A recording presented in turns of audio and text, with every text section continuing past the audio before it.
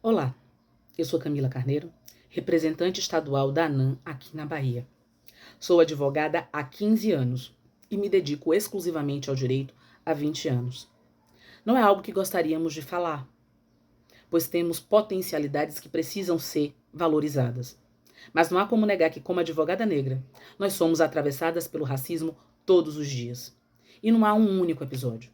São vários episódios que atravessam a nossa trajetória. Se inicia do acesso, quando precisamos nos identificar e somos questionadas se realmente somos advogadas.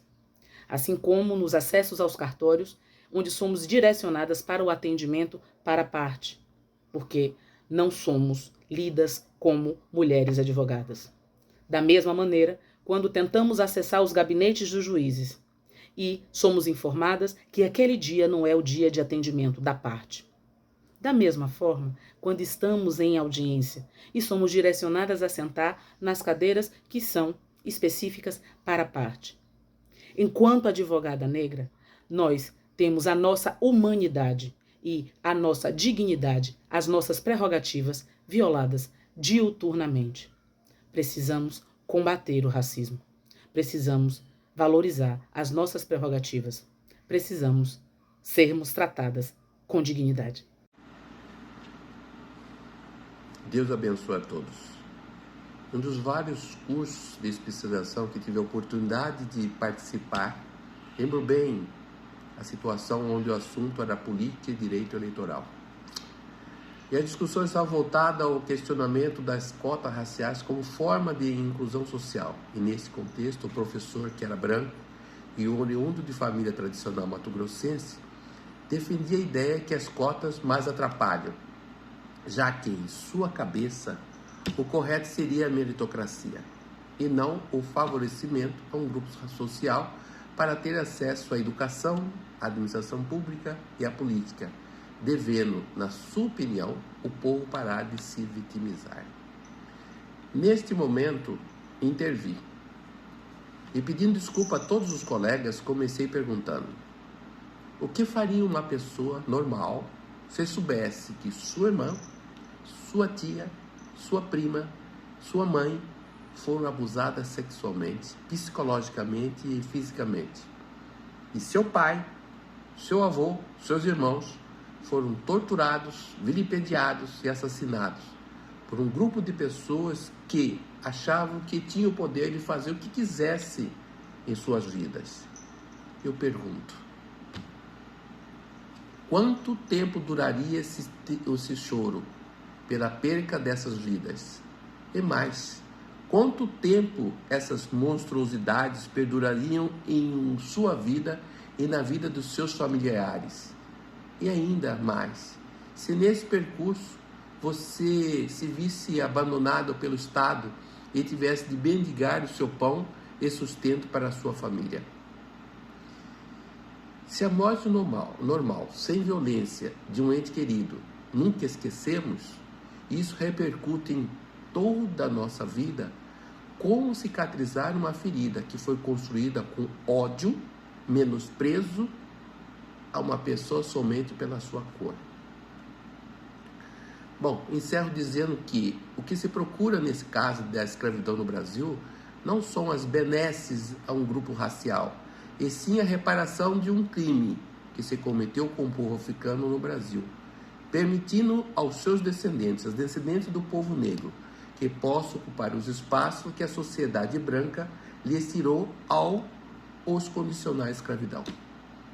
Dr. Luciano Nascimento, advogado criminalista, membro do Conselho Nacional de Promoção da Igualdade, do Conselho Federal da OAB e assessor da presidência da Associação Nacional da Advocacia Negra, ANAM. Fiquem com Deus. A situação de racismo mais marcante na minha vida foi quando eu estava na segunda série e estava conversando eu e uma amiguinha branca dos olhos azuis. E aí, as duas conversando, né? Eu falo bastante, então desde a infância. E a professora deixou só eu de castigo, assim. Eu me lembro como se fosse hoje, eu ficando presa dentro da sala. E eu lembro da expressão da minha coleguinha, né, da minha de escola, que ela olhava assim pra minha cara sem entender o porquê que eu tava sendo punida e ela não, já que as duas estavam conversando.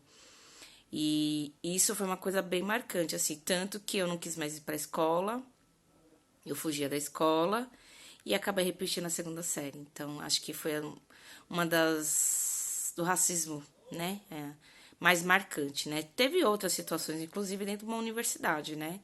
Mas acho que da infância foi o que marcou e foi o que me fez, inclusive, fazer meu TCC sobre desigualdade racial dentro das escolas. Então, marcou bastante. É uma dor e uma ferida que não fechou, não cicatrizou. Olá, meus amigos, eu sou o Ricardo Dias. Uma das experiências que eu sofri na pele a discriminação foi nos anos 90. Eu tinha 15 anos à época e passeando próximo a um campo de futebol aqui na minha cidade, em São José dos Campos, duas viaturas me abordaram, me algemaram, dizendo que eu tinha cometido um crime, né? Mas, na verdade, era uma outra pessoa que tinha cometido, que tinha os traços semelhantes ao meu. Aí, passado ali por volta de 10, 15 minutos, uma outra viatura passou um rádio dizendo que já haviam capturado, né? E aí, realmente era a pessoa que tinha cometido tudo. E o mais triste é que naquela época, a mãe da gente sempre dizia, anda com RG, né? As abordagens, tudo. Eu quis fornecer o meu RG para ser feita a minha identificação. Foram super truculentos comigo. Mas depois que constataram que tinham pego a pessoa que verdadeiramente tinha cometido o crime, aí me soltaram, não se desculparam de uma forma truculenta e ainda falaram assim, neguinho, vai pela sombra. Esse é o meu relato da época. Triste, mas real. Eu estava em Santa Catarina, fazendo prova para promotor, e a prova ela era 2 módulos, de manhã e à tarde. Eu havia feito a prova da manhã e saí com um grupo de pessoas e encontramos um estabelecimento comercial para almoçarmos. Lá você pegava a comida e ia até o caixa, ela anotava na guia. Acontece que a atendente veio só na minha mesa me questionar o que eu tinha pegado e ela conferiu item por item.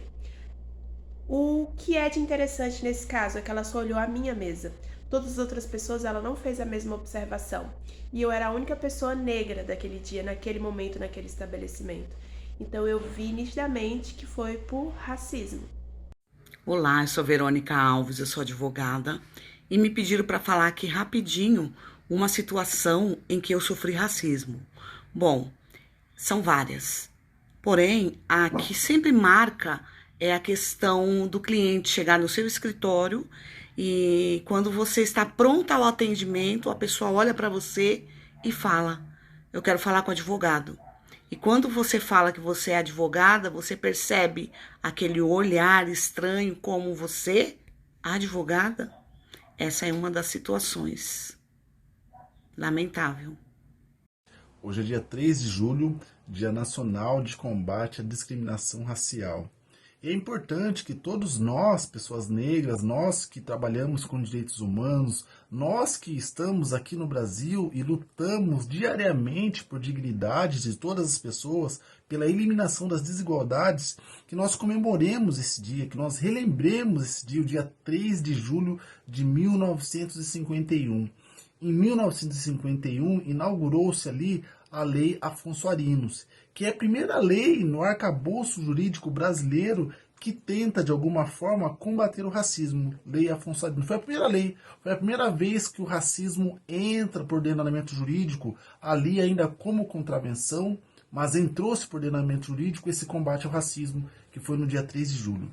Então hoje é um dia importante para a advocacia negra, mas para toda a população negra, que é esse combate ao racismo que precisa ser feito diariamente, constantemente. Nós tivemos, nesse ano de 2023, um grande avanço à lei de combate ao racismo, agora na lei 7.716 de 89, tivemos algumas alterações importantes, que foi a equiparação da injúria racial ao crime de racismo, e tantos outros avanços ainda precisam serem feitos.